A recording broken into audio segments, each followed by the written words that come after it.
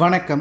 சற்று முன் கிடைக்கப்பெற்ற மிக மிக முக்கியமான செய்தி ஒன்று வெளியாகியுள்ளது. ஸ்டாலின் மருமகன் தற்பொழுது நீதிமன்றம் கொடுத்த முக்கியமான உத்தரவின் காரணமாக டெல்லிக்கு அழைத்து செல்லப் போகிறார். இதனால் 7 ஆண்டுகள் வரை சிறை தண்டனை வழங்கப்படலாம் என்றும் தற்பொழுது தகவல்கள் வெளியாகியிருக்கிறது.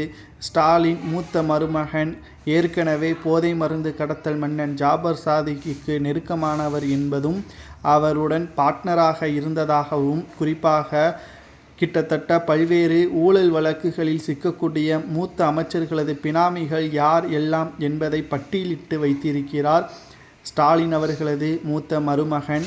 அவரது மனைவியும் தற்பொழுது 2 நபர்களையும் 7 ஆண்டுகள் வரை சிறையில் அடைத்துவிட்டால் தனது மகளையும் மருமகனையும் காப்பாற்ற முடியாது என்று கூறி ஏற்பாடுகள் அனைத்தையும் தீவிரமாக காட்டி வருகிறார் முதல்வர் மு.க.ஸ்டாலின் அவர்கள்.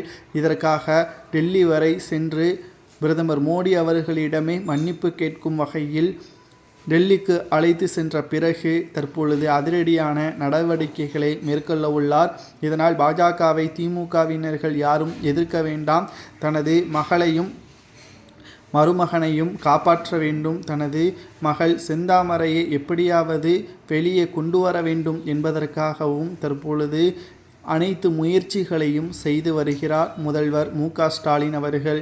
சரி, எதற்காக இவ்வாறு அமலாக்கத்துறை அதிகாரிகள் கைது நடவடிக்கை மேற்கொள்ள உள்ளார்கள் என்று சுருக்கமாக நாம் பார்க்கும் பொழுது, பிரபல போதை மருந்து கடத்தல் மன்னன் ஜாபர் சாதிக் அவர்கள் கடந்த ஆண்டு கைது செய்யப்பட்டார். அவர் திரைத்துறையிலும் முக்கியமான பங்கு வகித்துள்ளார் என்றும், அந்த பணத்தை அனைத்தையும் ரியல் எஸ்டேட்டில் போட்டுள்ளார். முதல்வர் மு.க.ஸ்டாலின் அவர்களது மருமகன்தான் அந்த ரியல் எஸ்டேட்டை நடத்தி வருகிறார். பினாமி பெயரில் வாங்கியதாகவும் பல கோடிகளை இதன் மூலம் அரசாங்கத்திற்கு தெரிவிக்காத காரணத்தினால் குற்றத்திற்கு துணை புரிந்ததன் காரணமாகவும், சில பங்குகளை தனது மனைவியின் பெயரில் வாங்கியிருப்பதன் காரணமாகவும் 2 நபர்களையும் டெல்லிக்கு அழைத்து விசாரணை செய்ய உள்ளதாக திட்டமிட்டிருக்கிறது அமலாக்கத்துறை அதிகாரிகள். இதை தடுத்து நிறுத்துவதற்குத்தான் முதல்வர் மு.க.ஸ்டாலின் அவர்கள் டெல்லிக்கு சென்று பிரதமர் மோடி அவர்களை சந்திக்க திட்டமிட்டுள்ளார்.